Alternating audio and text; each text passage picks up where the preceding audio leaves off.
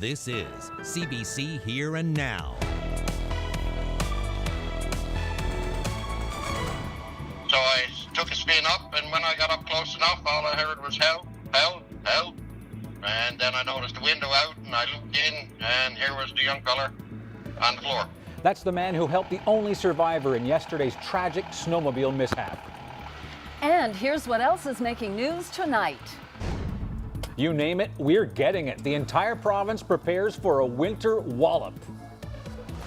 It's hard to believe that I was pretty much on my deathbed a few weeks ago. Well, I'm on the mend now. Delilah Saunders chats with me about the challenges ahead. I think a lot of people got sort of caught up in the good times. And now the bad times. Bankruptcies are soaring. Well, let's get to our top story, the huge storm that's about to hit the province, especially parts of western Newfoundland. And we start tonight in Brook, where that west coast city could see 20 to 30 centimeters of snow by tomorrow morning. Here now's Colleen Connors is live tonight. So what's it like there right now, Colleen? Well, Debbie, the wind is just starting to pick up a little bit here in Brook right now and making all that snow move around a little bit here in this parking lot. Right next to me here at CBC is a grocery store, and usually at this hour, this place is pretty quiet. But as you can tell, the grocery store parking lot here is completely blocked. People are still running in, trying to get all of their essentials before this storm hits, because Brook is expected to get 20 to 30 centimeters and very high winds. 170 kilometers an hour winds may hit this area. But believe me, the city of Brook and all the operating crews are very prepared for this. Just take a look at these plows, all lined up, shiny and waiting to go tonight. The city crews have been working on this and getting everything ready for the big storm tonight, repairing this salt truck that needed some repairs today, getting that ready. And of course, the very, very long lineups at these grocery stores, like I was telling you. Everyone rushing in to get what I call the essentials, of course, junk food and chips, getting all their paper towels and toilet paper, everything that they could possibly need in case they're stuck indoors for a couple of days. Now, the snow eventually is going to turn to rain and ice, yes, tomorrow morning and tonight. And that means that many people are getting their houses ready for this incoming snow, getting all that ice off the roofs, and of course pushing back a lot of snow that's in their driveways. Because of course this is coming, and we're used to this weather, but that doesn't mean that we don't need to prepare. Now the city has a full plan to deal with this mess tonight. Have a listen. What'll happen first, usually, we'll for the traveling public, we'll have our salt sand trucks out first. We'll go out that route until that's not effective. And then when we get enough to plow, we'll have all our 9 plows out, and we'll start hitting the main roads. And then we'll just keep going on the mains and our secondaries till we have that under control. Now, Kennedy asks residents to please be patient while they get all the snow cleared off the roads. So if it gets really bad, that means that the priority is going to be the main roads, and those side roads, where the houses are, they may take a little longer to get to. Now, it's not really started yet, but I wanted to ask Carolyn Stokes, who of course is on the weather tonight. Carolyn, I have to ask you, I know it's getting a little blustery here, but it really hasn't hit us yet. So when can we expect those high winds and all that heavy snow? Oh, Colleen, it is very, very close. Let's have a look at the satellite and radar to see exactly where this storm is at the moment. You can see right now the bulk of it is over the Maritimes, but as we zoom in closer to the province, and in particular, Colleen, the west coast where you are, you can see that it's just starting to move in now, so you should be starting to see a changeover very, very soon. A changeover to this. We have a winter storm warning in place, as you mentioned, 15 to 30 centimeters of snow for the west coast.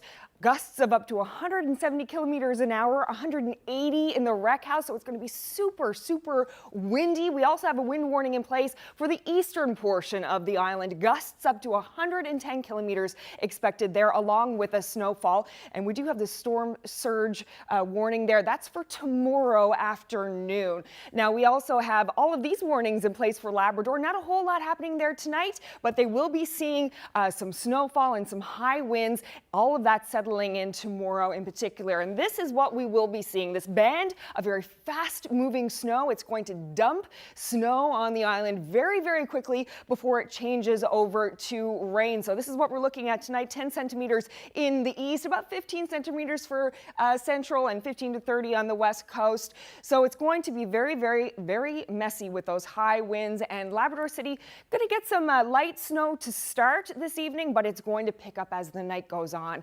And you can see how this will change over overnight tonight into rain. It'll stick to snow in Labrador. I'll have many more details coming up a bit later. Anthony? All right, thanks, Carolyn. Carolyn used every color in the rainbow describing weather differences we're getting, so fasten your seatbelts. Well, pretty soon the holiday bills are going to start to roll in, and a lot of people are going to discover very early in 2018 that they just spent too much money. And one insolvency expert says there's no doubt personal bankruptcies and financial duress rose significantly in 2017. I met up with Ian Penny with the firm Janes Noseworthy earlier today at the Sheraton Hotel in St. John's. Still lots of bankruptcies, but people are opting for consumer proposal. Now, consumer proposal is an alternative to bankruptcy, typically for people that have a higher income, a stable job, maybe have some equity in their house or some other assets. So that's when you try to come up with some kind of payment plan that... Exactly. We make an offer to creditors, 20, 30 cents on the dollar, paid over 5 years. It's a nice alternative to bankruptcy for people that can afford it. But make no mistake, bankruptcy is still a lot of what we do. Okay, so when you look at bankruptcies and these kinds of things over the past few years, what's the pattern that you're seeing? The pattern generally, if we go back 8 to 10 years ago, Newfoundland, there was a pretty high filer by Canadian standards. There was a pretty significant decline over a period of 4 to 5 years, and about 3 years ago we started to see an uptick again, to a point now where there will probably be more insolvency filings in Newfoundland than there was during the recession of 08-09. So definitely a general increase and a switch from bankruptcies to proposals for a lot of people, particularly on the Avalon. Right. So when people come to you and they're looking for assistance and they have to make a choice, I mean obviously a difficult choice, either to try to have a payment plan or a decision to go bankrupt, are you noticing any patterns? Are people simply buying big ticket items that they shouldn't? Yeah, there's a couple. That would be one pattern. I think a lot of people got sort of caught up in the good times and maybe bought houses that were a little more than they should have taken on, or larger vehicles or cottages and things like that. That would definitely be one. A lot of people working in Alberta on the big projects have now seen a decline in their income, less stability around their employment generally. And the other trend we've been seeing for 7 or 8 years probably would be more and more seniors. So we're seeing a lot of people of retirement age or near retirement age with little or no savings, still carrying debt, still have a mortgage on the house. So that would be the two big things I've seen for sure. Yeah. And one last question, when people are in trouble, especially this time of year, they start doing their accounting, Christmas, the bills start coming in, and maybe if they've been perhaps in trouble all year long, January is a time where they say, okay, I've got to do something. A lot of people resort to these payday loan operations. Yes. You see the effects of these kinds of high interest rate loans, or what are they? Well, we see a lot of people, and generally it could be people with lower income, but it can also be people with good incomes but bad credit resorting to high interest loans. Particularly the payday loans are the worst because the fees are very high, the interests are very high, and what we see is they get in a cycle of borrowing to make their payments. Payday comes, they pay back one loan, but before the next payday they're back taking out yet another loan, another set of interest, another set of fees. So yeah, you're paying one loan back with another, and you get into that cycle of revolving these payday loans, and with the fees and interests, it's the cost of doing that can be horrendous, and it's once you're on that path, it's very, very difficult to get off. Right. So we see a lot of that, a lot of credit card debt, which is a little bit lower interest rate, but still a very high interest rate compared to what you could get at a line of credit, or someone would have access to had good credit. Well, it certainly sounds as though you're going to be a busy man in 2018. Thanks for your time. I think so. Thank you. Right. Have a great day. Thank you very much. Well, here's a very different story about money. Last night, we told you about the Chase the Ace in CBS that's been attracting huge crowds for nearly a year. Well, it's over. Someone drew the winning card last night and walked away with close to $50,000. Nancy Jennings' name was called to pick from 4 cards left in Chase the Ace. She reached down and placed her hand on the right one, the Ace of Spades. And just get this, it is her second big lottery win. Jennings and her husband Leslie scratched a set for life ticket in 2014 and won $675,000. So you can imagine her surprise when she won again last night. Wonderful. Absolutely wonderful. And were you nervous up there in front of the big crowd? No, not really. You felt that, did you think you were going to win when you got up there? I don't know what was going through my head. And how will you celebrate tonight? We'll go in Tim Hortons, I guess, and have coffee on the way home and get a scratch-off ticket. Now to a very sad story. Searchers have recovered the body of a man who went through the ice on Mobile First Pond on the southern shore Wednesday morning. The recovery effort wrapped up at about 4:40 this afternoon. Meanwhile, more details are coming to light about how a second man on that same snowmobile survived. Here now's Fred Hutton spent the day in Mobile and is here with this update.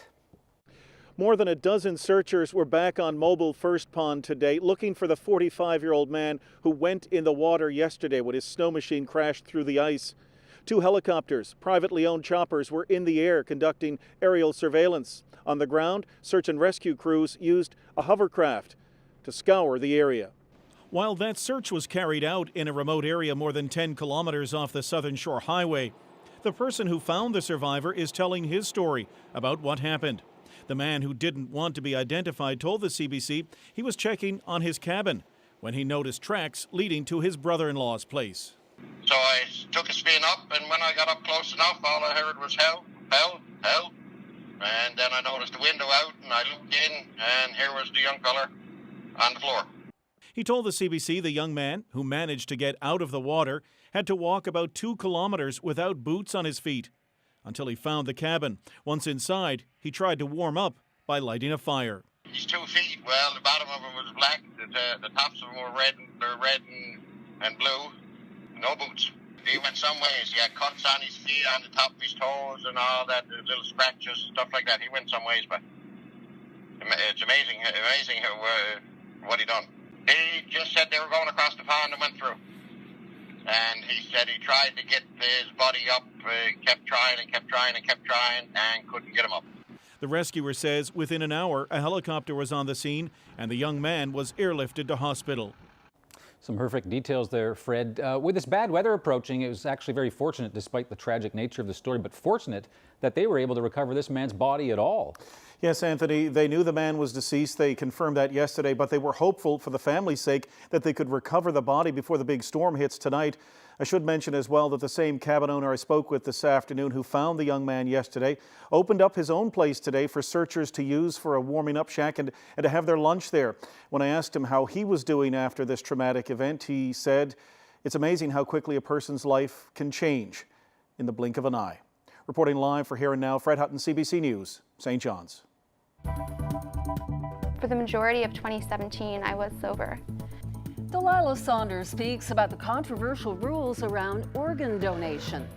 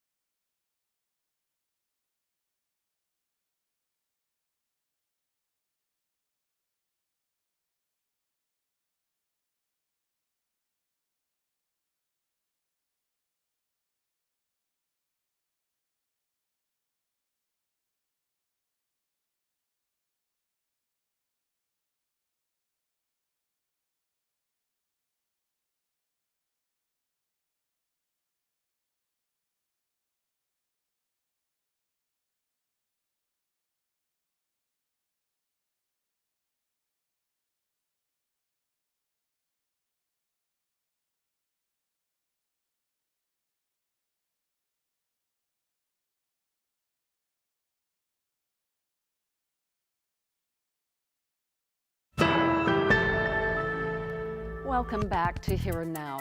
Well, she fought a very public battle for the rights of Indigenous women and girls after her sister Loretta was murdered. But Delilah Saunders' latest battle has been to stay alive in the face of failing health. Last month, that battle saw the 25-year-old Inuk from Labrador become embroiled in controversy in Toronto over whether she could get a liver transplant. Saunders had acute liver failure, but was told even if she needed a new liver, she didn't qualify because she'd consumed alcohol in the previous 6 months. In the end, doctors said a transplant wasn't necessary. Saunders returned to this province over Christmas, only to be admitted to hospital with pancreatitis. She was released this Sunday, and we met at her aunt's home this afternoon. Well, first of all, how are you feeling? I'm feeling a lot better. It's hard to believe that I was pretty much on my deathbed a few weeks ago, and well, I'm on the mend now. And is that what your doctors told you, that you really were in jeopardy of dying?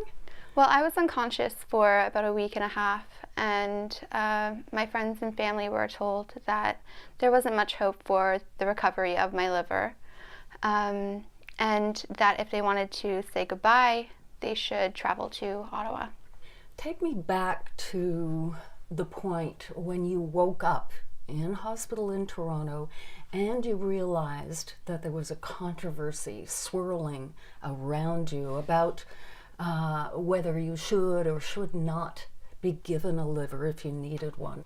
Well, it was very hard to hear that even if my family and friends and amazing, kind strangers who have been supporting me from across the country wanted to donate their liver tissue willingly, that they were unable to due to policy.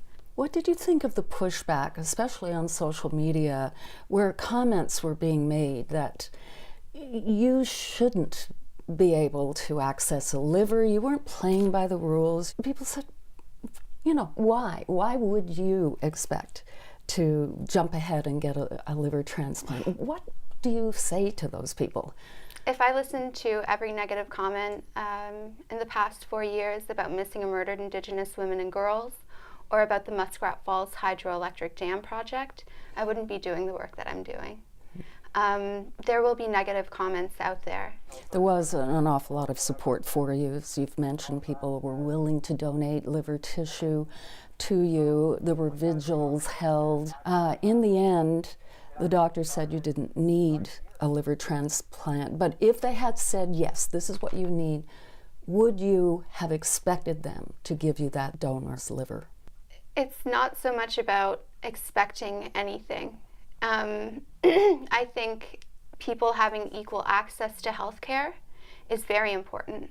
And I think that the definition of substance abuse disorder, it's a disease. It is defined as a disease in Ontario. Your mother told me in an interview that Tylenol you were taking for your wisdom teeth pain really contributed to damaging your liver, but we know the #1 cause of liver failure and pancreatitis is alcohol use. Is that at the root of your health issues? I think that it could have definitely contributed, but for the majority of 2017, I was sober, and a good portion of 2016. I have been working diligently on my sobriety, and I did really well within treatment programs. However, yes, the acetaminophen wasn't breaking down properly in my liver because of my past use. How much did your very emotional testimony at the National Inquiry impact your inability to stay on the wagon? It was very difficult, and I think that not having the supports in place going back to Ottawa definitely made it easier for me to turn to something. Do you think more support should have been provided to people like yourself and others who went through that emotional testimony? I still believe in the work that the Inquiry is doing. I definitely think it's a valuable piece of work. However, there are some things that need to be adjusted. such as providing support to families who are testifying. My family is considerably lucky. We found my sister's body. We brought people to justice. There are families out there who have been searching for decades that are still very raw in their trauma because they have no answers. I just really hope that they are provided with better care than I was. You're only 25 years old, Delilah. What has it been like for you to be in the public glare, especially now when it's such a personal issue, your very own health? I think that it's important to share one's story. I think that it's important to put a face to an issue. I wouldn't be doing what I do if I didn't believe in it. That's your activist side talking, Delilah. Yeah. What about you personally? It can be exhausting. I think that more frequently than not, it's easy to put self-care on the back burner. That's one thing that I've been really trying to solidify in the past year and really trying to perfect is my self-care regimen. It can be hard. How does Loretta figure into all this? After I initially woke up, she was definitely on my mind, and I couldn't stop crying one night because I realized how close I was to being reunited with her and waking up from a 4-year nightmare. But a part of me also knew that I have a purpose here. I have work to do here, and yeah, she's always on my mind anyway, though. Delilah, thank you very much. Thanks, Debbie.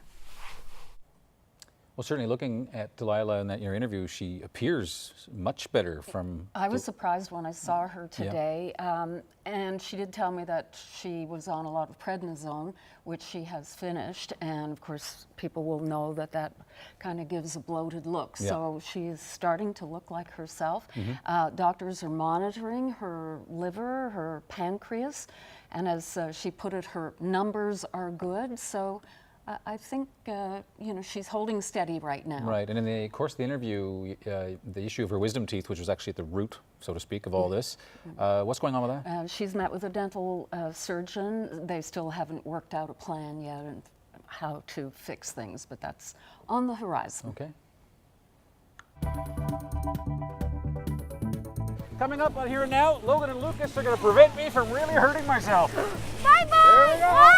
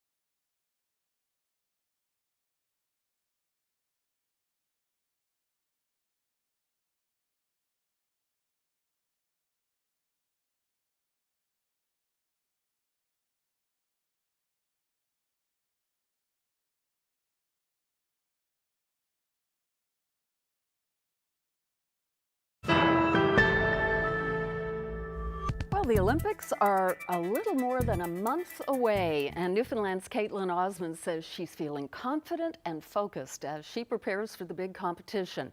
The champion figure skater stepped off the ice this week to talk with our colleagues at CBC Edmonton about her training.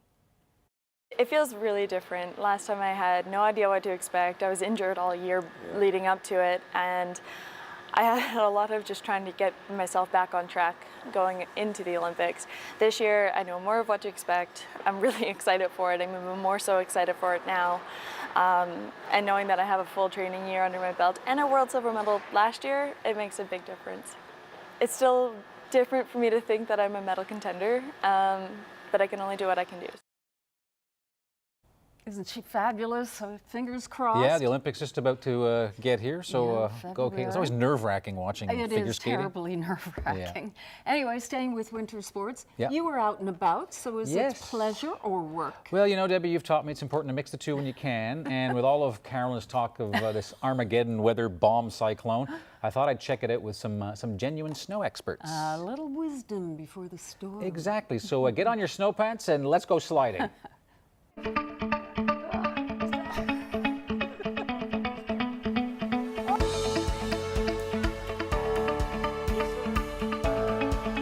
Carolyn Stokes says there's not much good snow left on the Avalon.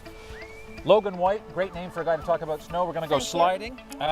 What's the most important thing to know as we are about to get on this sled together? Sit on your butt.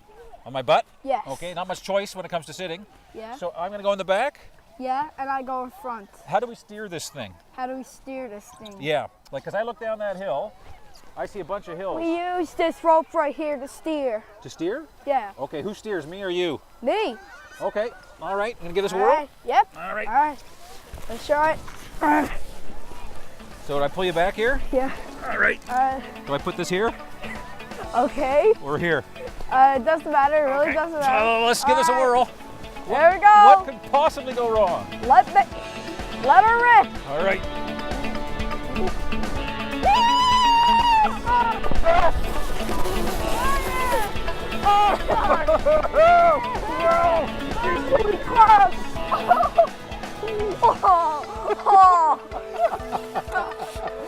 Oh, that was awesome. That was amazing.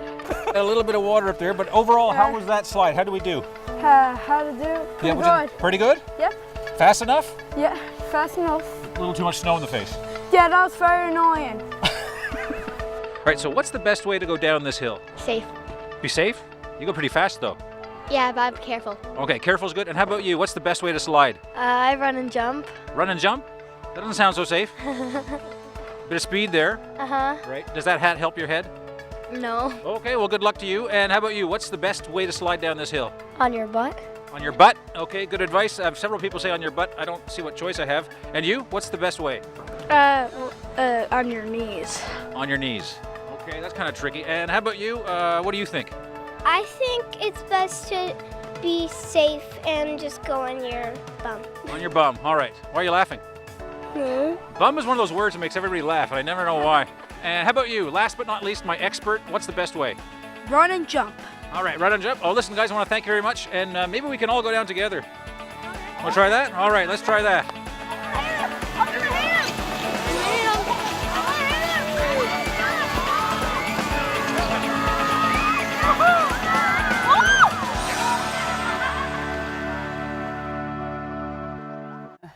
When's the last time you did that? I'm starting to feel it now. I got to say, it was a lot of fun, great kids, and it was just fantastic out there. It was just wonderful. Yeah. Gorgeous, Yeah, gorgeous. I love the little guy who ran up and gave you a high Yeah, five as you were going came down. out of nowhere, right? It was amazing. So cute. Now, before we get to all the weather that you want to talk to us about, we have to show you a video from Nain.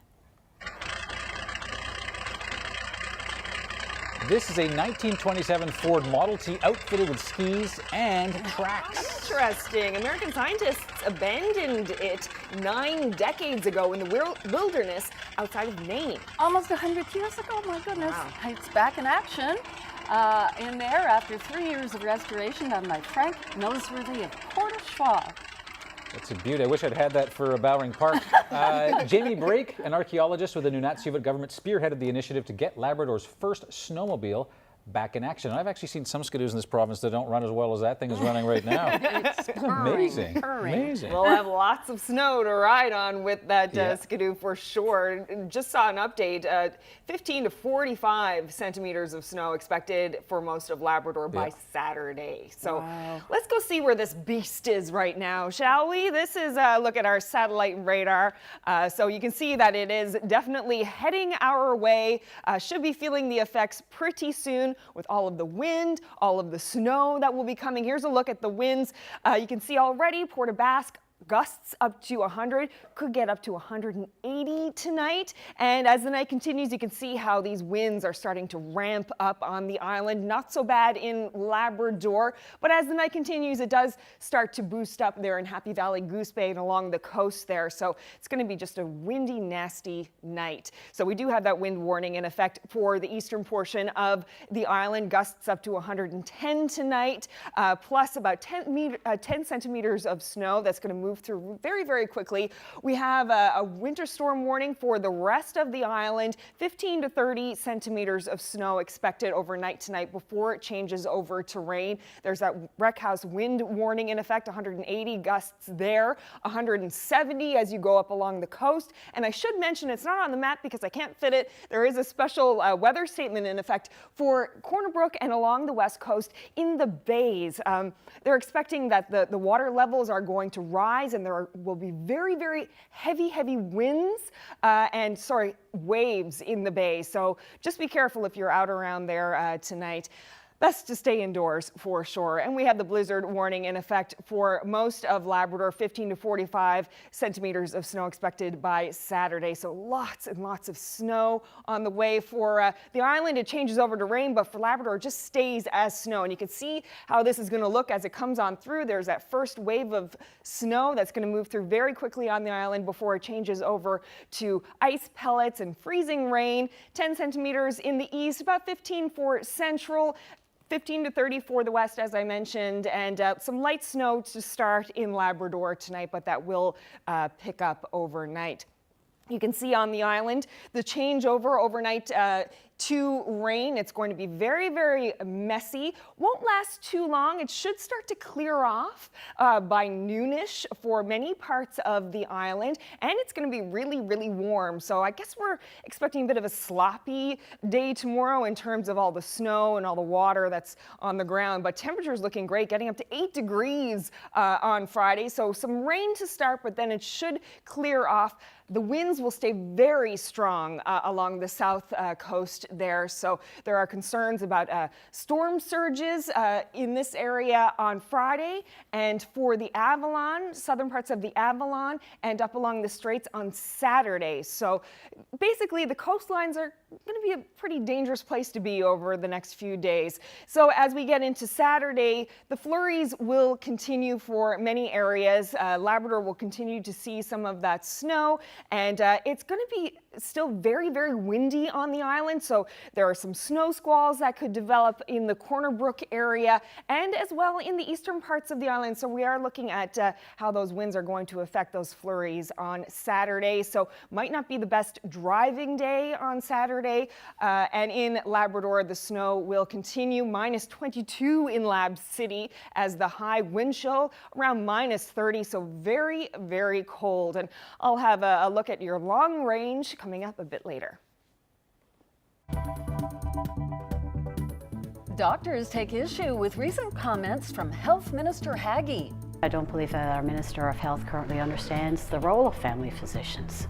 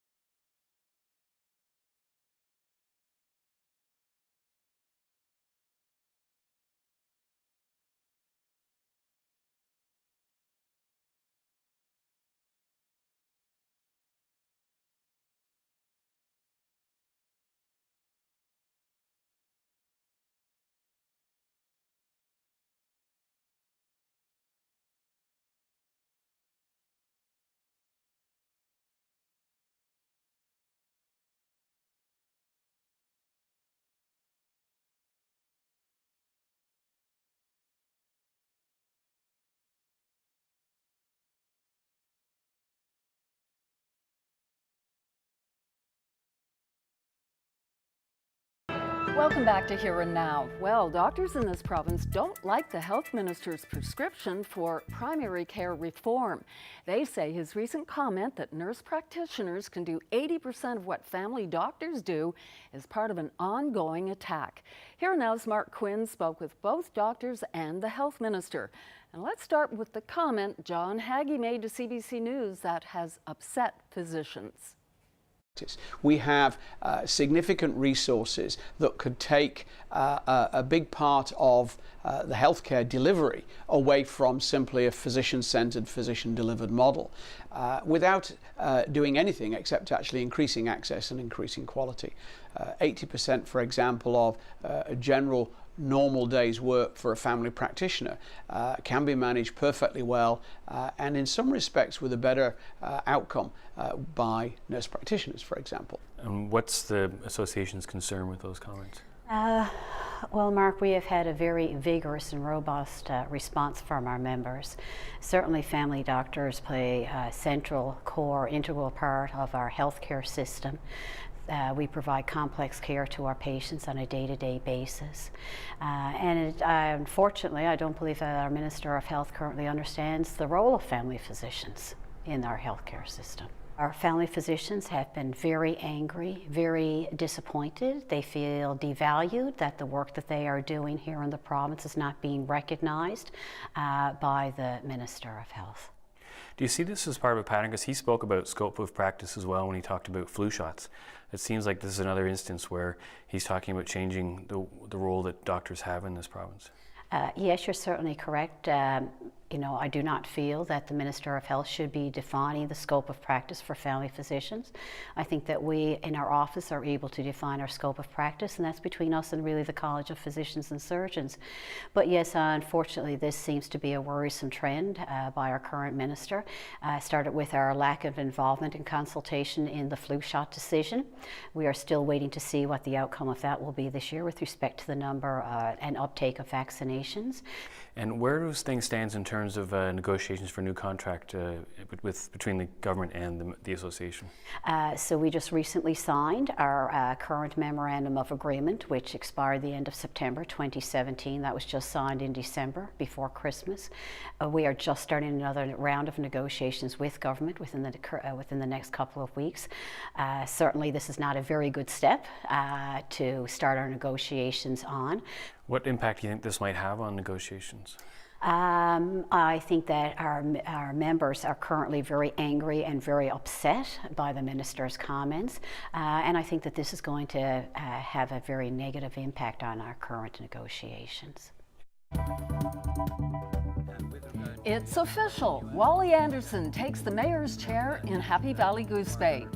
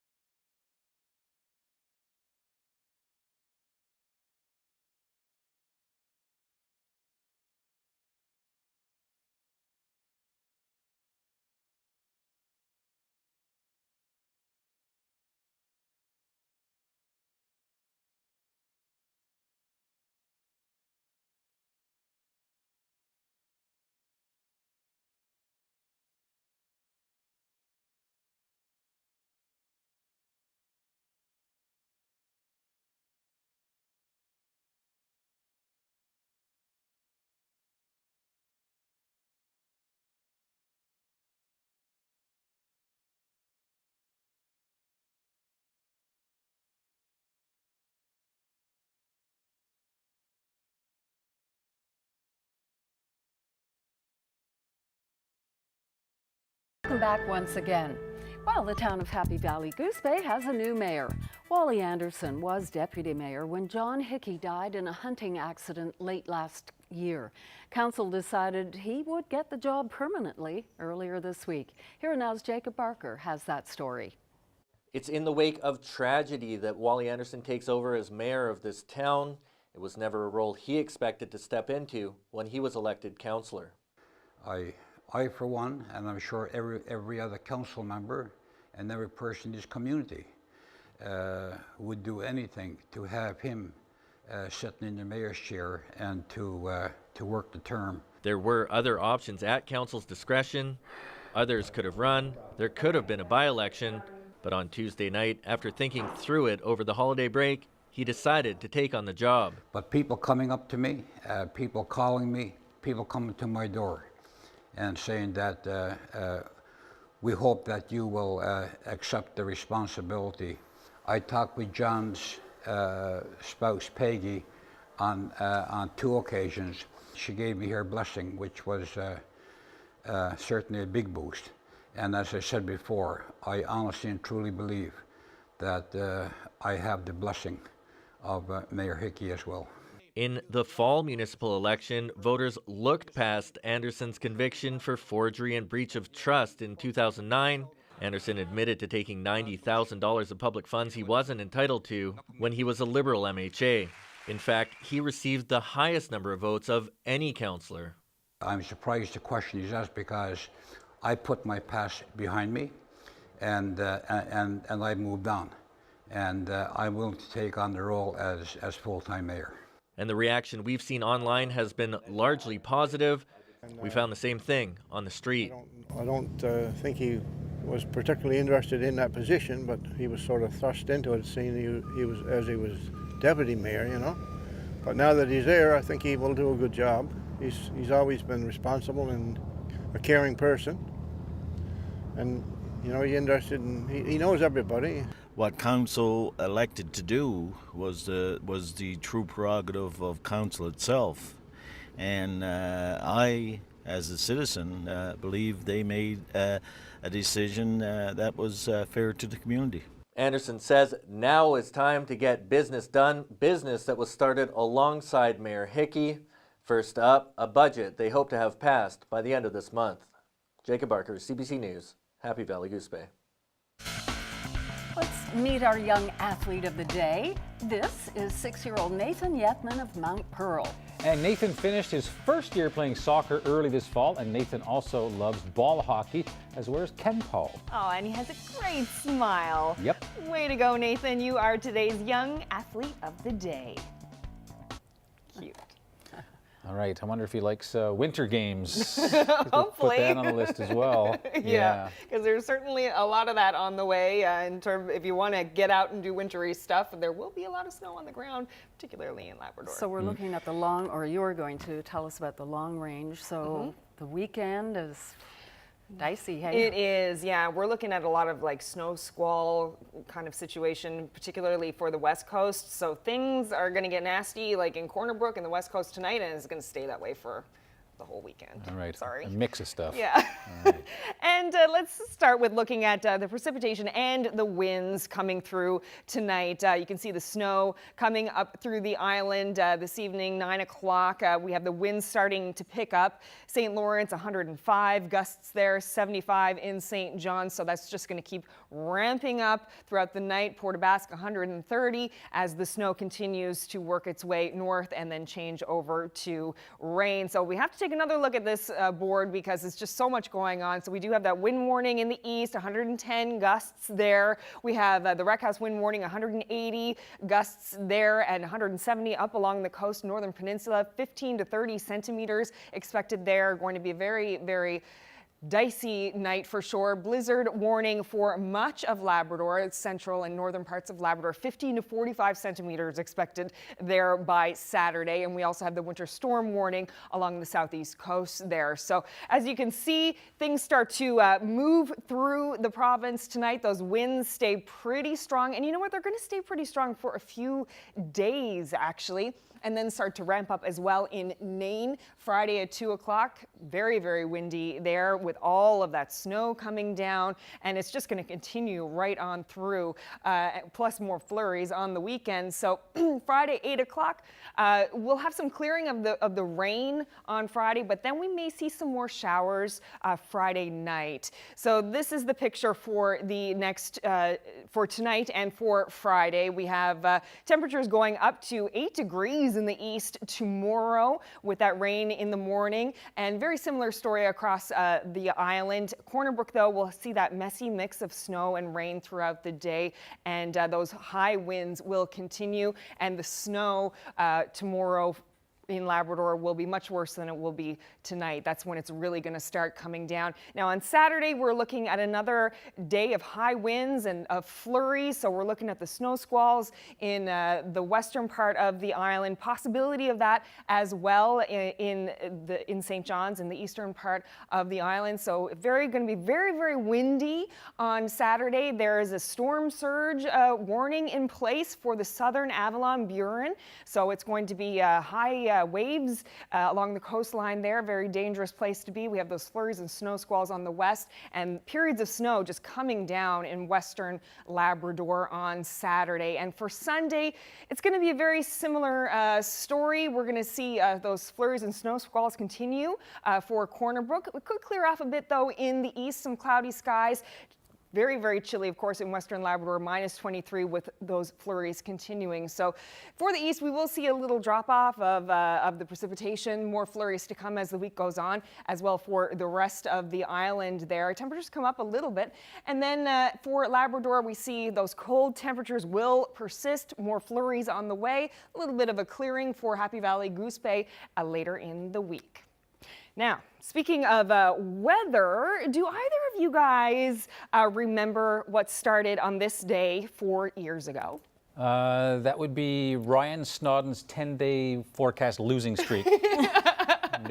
No, we don't. No, it is the anniversary of the province-wide power failures that became known as Dark NL. Oh, yes, how could we forget? Yeah. I'm sure everyone remembers the sporadic and rolling blackouts that spanned the entire island for 7 days in January of 2014. There was a malfunction and fire at the Sunnyside Power Station, and then the Holyrood generating plant broke down. Yeah, it's all coming back to me, and the political repercussions.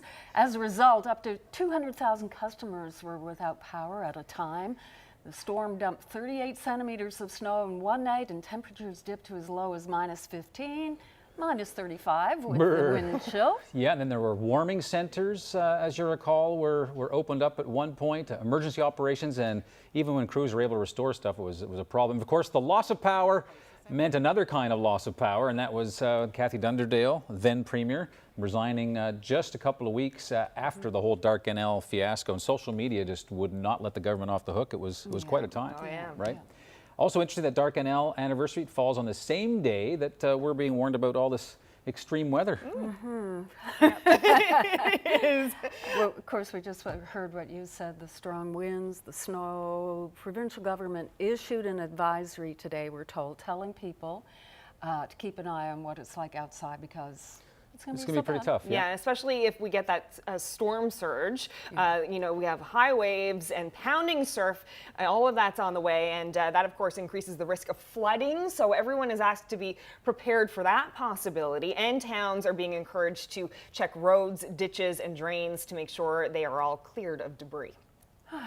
Yeah, excellent. Thanks very much, Carolyn. Yeah. Well, we're not the only ones getting bad weather. The maritime provinces are being pounded by a major winter storm tonight, and much of central and eastern Canada is plunging into a deep freeze. Fierce winds of up to 130 kilometers an hour are forecast in some places, along with snowfall amounts of more than 40 centimeters. Winter storm warnings and watches have been issued throughout the East Coast. Already, thousands of customers have lost power, and ferry service is canceled right across the region. Some locations will see temperatures fall to minus 40 with the wind chill. Well, turning to other news now, the 4 women accusing a Toronto theatre director of sexual harassment are receiving support from their colleagues. 4 members of the Soulpepper Theatre company say they are resigning in a show of solidarity. It's because I know these women and I believe their stories, and it just follows that if that's true, that I can't work there. The women accuse artistic director Albert Schultz of bullying and unwanted sexual touching over a period of 13 years. The allegations have not been proven in court. Schultz has stepped aside while an investigation is underway and says he intends to vehemently defend himself. An upcoming book entitled Fire and Fury about the turbulent years in Donald Trump's White House has drawn exactly that kind of response from the American president. Surprise, surprise. And it comes in the form of threatened lawsuits against the book's author and publisher, as well as former Trump strategist Steve Bannon. The book, which is written by journalist Michael Wolff, has yet to be released in full, but excerpts made public so far paint a portrait of Trump as incompetent and his management of the White House as chaotic. Some of the author's impressions were drawn from interviews with former Trump ally Steve Bannon. Bannon is harshly critical of Trump's children Ivanka and Don Jr., as well as his son-in-law, Jared Kushner. The president's lawyer is calling for a halt to publication. Trump has threatened legal action in hundreds of cases over the past 3 decades. Well, the White House is dismissing suggestions in Fire and Fury that many insiders question Donald Trump's mental fitness for the job of president. Press Secretary Sarah Huckabee Sanders called the upcoming book a complete fantasy full of mistakes and falsehoods. The president also believes in making sure that information is accurate before pushing it out as fact when it certainly and clearly is not. It's disgraceful and laughable. This is an incredibly strong and good leader. That's why we've had so successful 2017 and why we're going to continue to do great things. To South Africa now, where a train derailment has killed more than a dozen people and injured more than 250. Officials say the train hit a truck at a level crossing. The truck driver was taking chances. He thought that he was going to pass through. Little did he know that the train was going to hit him. That has costed lots of lives. The train jumped the track after the crash and was engulfed in flames. There were 700 passengers aboard at the time, and many of the train passengers were returning to Johannesburg after spending the holidays in the coastal city of Port Elizabeth. All right, and here is today's viewer photo of the day. This sweet little seal just hanging out on the wharf. Not too many clues here about where this photo was taken, but I'll let you know coming up in a couple of minutes. That's a tough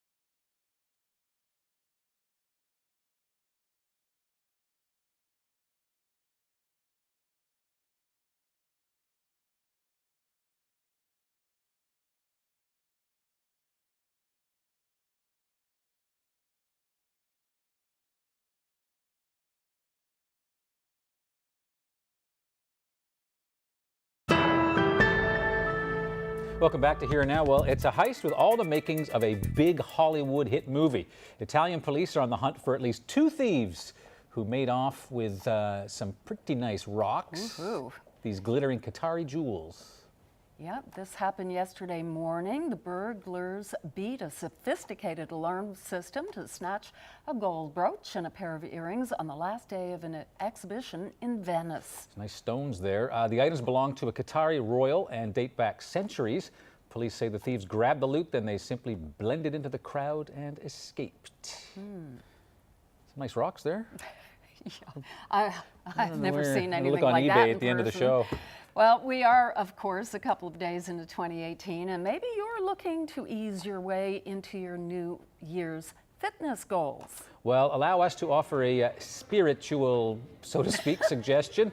It's called beer yoga. Come on. Yeah, there it is. And apparently it's taking off at a couple of pubs in Windsor, Ontario. Barflies really putting their balance to the test, trying to hold their pose and still hang on to their Well, pint. that's cheating. He's not even finished his pose.